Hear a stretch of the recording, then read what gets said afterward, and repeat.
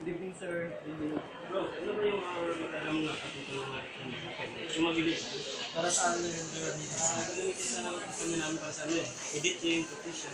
Mostly pang graphics talaga. Ito sir, meron kami dito. Mas mura siya, sir. Mura. Ano bang specs ito bro? Ito 14 inches sa sir, tapos 2 gig yung memory niya. Pero hindi pa siya Wi-Fi rated. Bluetooth rated siya. Ha? Sa pagkakalang ko ano eh. Wi-Fi ready yung ganito eh.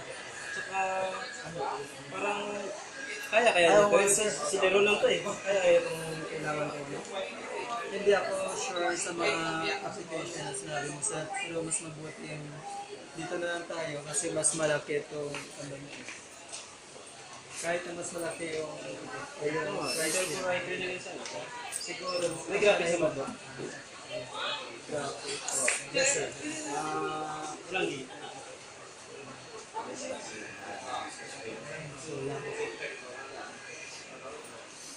Ano ba yung iba niyong ano, yung tatlong recommend sa akin? Wala ko lang kasama niya yung kasi sa akin yung ano.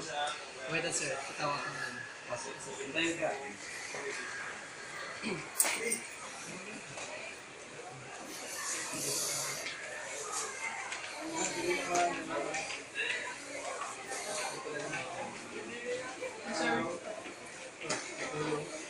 Naghanap ako namin. Yung laptop na gagamitan ka lang for display graphics. Kasi naghanap ako sa akin. Gratis. Ano sir, for application purposes or game purposes? Pwede mo.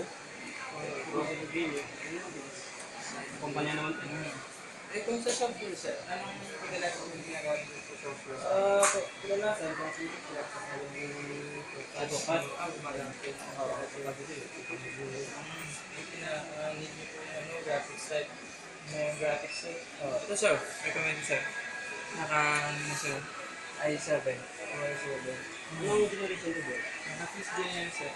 4 gig na po yung ano, 1 terabyte ng hard disk. May graphics na ba? Yes sir, meron na siyang graphics. At 2 gig yung graphics niya sir. So yun sir, gamitin nyo sir sa ano, AutoCAD 2015 or ano yung latest niya. Kasi yung recommended ng AutoCAD sir, na latest is i7. Minimum na system requirement ng AutoCAD is i7. So mas okay sir. Bago na ba? Yes sir. Sige go. Pakita ko tayo ano, may gusto ka ba dyan? Ano yun sir? Sorry sir, bakit? Pakita ko tayo sa ano. Ito yung specs niya sir. Sa boss na rin ako. Kasi sila rin nga, kanupin. Pakita ko dito. Okay sir. Salamat na. Okay sir.